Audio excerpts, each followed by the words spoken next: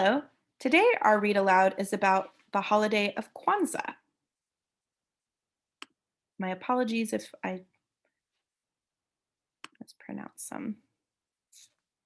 All right. Together for Kwanzaa by Juwanda G. Ford, illustrated by Shelley Hayenberger.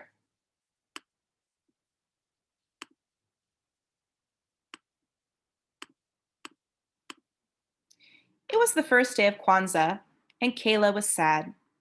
Her big brother, Kari, could not come home for the holidays because of a heavy snowstorm had closed all of the roads around his school. Kayla always missed Kari while he was away, but this was worse than ever. There's Kayla. Now they would have to start Kwanzaa without him. Kwanzaa was Kayla's favorite time of year. She loved celebrating her African heritage and doing special things with her family. But how could she enjoy Kwanzaa this year if Kari was not part of it?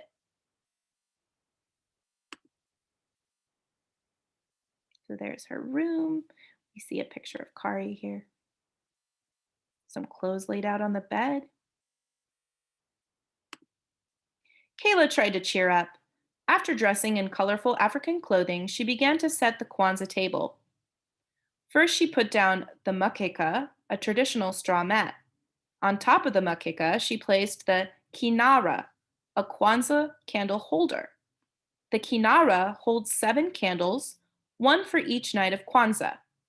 A black candle in the middle, 3 red candles on the left, and 3 green candles on the right. The colors stand for different things. A black for the African American people, red for their struggles, and green for hope and a good future.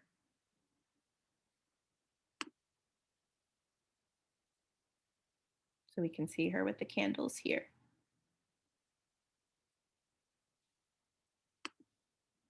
Each night of Kwanzaa, families light candles and celebrate one of the 7 Kwanzaa principles, which are ideas that help people to be strong.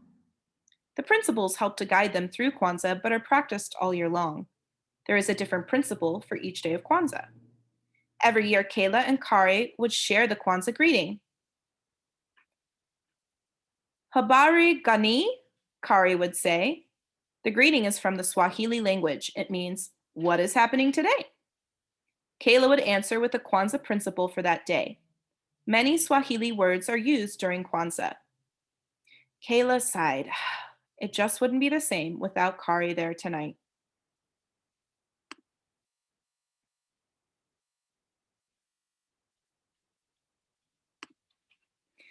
Kayla's parents helped her place fruits and vegetables on the mazako, or I'm sorry, on the makeka.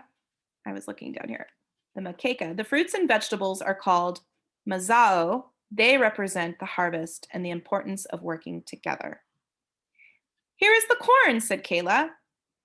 Do you remember the Swahili word? Her mother asked. Muhindi, Kayla answered. The muhindi represents the children in the family. She put 2 ears of corn next to the other Kwanzaa symbols, one for her and one for Kari.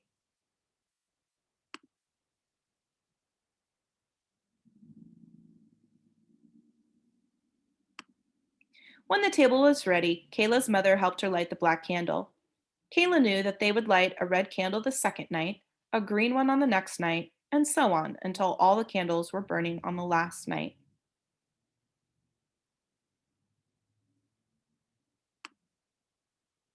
Since Kari was not there, Kayla's father greeted her.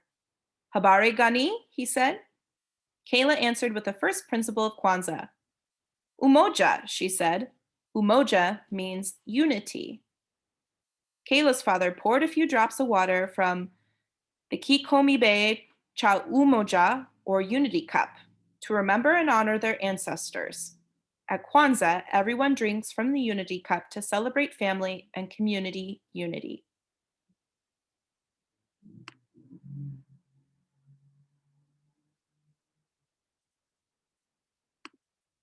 Kayla and her family practice unity all year by spending time together as a family. Kayla especially loved family movie night. They would rent movies and eat pizza and popcorn all night long. Thinking about movie night made Kayla miss Kari even more. The next night, Kayla's father lit the black candle and the first red candle. He said, Kujichaguliyu, which is the second principle of Kwanzaa. It means self determination, or deciding what you want to be and do. Kayla decided that she wanted to go to college just like Kari and study to become a scientist. On the third night, the phone rang just as Kayla was lighting the first green candle. It was Kari. Habari gani? Kari said. Ujima, Kayla answered. Ujima is the third principle of Kwanzaa. It means working together and being responsible. One way Kayla and her family practiced Ujima during the year was by participating in her school's bake sale. The teachers, parents, and students all worked together to raise money for the community. The black candle, one green, and two red candles were lit on the fourth night. Kayla was really happy tonight. The roads were cleared and Kari was on his way home. The principle for the fourth night of Kwanzaa is Ujama. Ujama means cooperative economics or supporting African American businesses. Kayla and her parents loved shopping in Tubman Square, where African Americans sold handmade jewelry, hats, and clothes.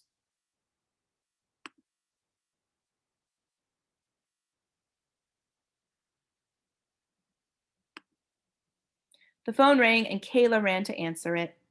Hi, Kari, are you almost home? She asked. Kari explained that his car had broken down on the way. It would take a few days to fix. Kayla burst into tears. There were only 3 days of Kwanzaa left. Kari would miss everything. Don't cry, sweetie, Kari said. I'll see you real soon. I promise. On the fifth night, Kayla's mother lit the candles. Today's principle was Nia, or purpose. Kayla decided that her purpose was to be the best little sister she could be. She made Kari a special Kwanzaa scrapbook telling him all about how the family celebrated this year.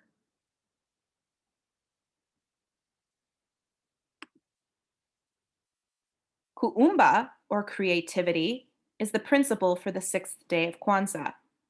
After the last red candle was lit, Kayla and her parents made lots of decorations for the karamu.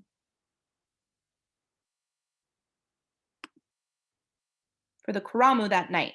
The karamu is a feast where families celebrate with friends and loved ones. Kayla made a red flag using the Kwanzaa colors. It was black, red, and green, just like the candles in the kinara.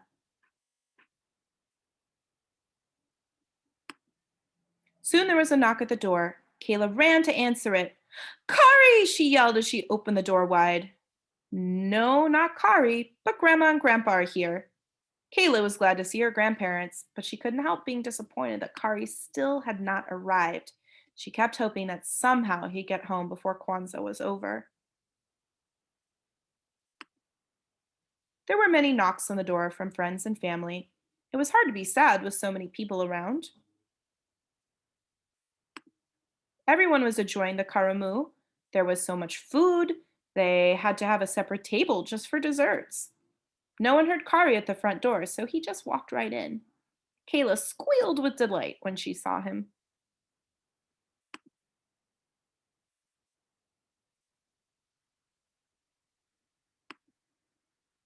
You made it, Kayla said, smiling. I took a taxi to a bus, he answered, just to see you. Kayla hugged Kari as tight as she could.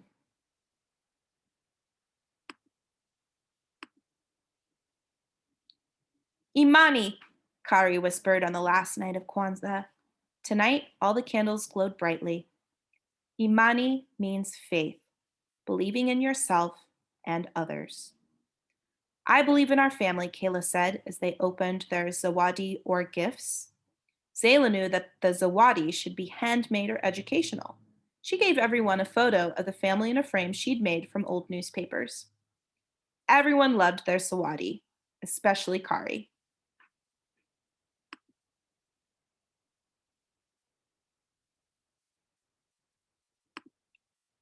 The end. So I hope you enjoyed that. We'll see you later.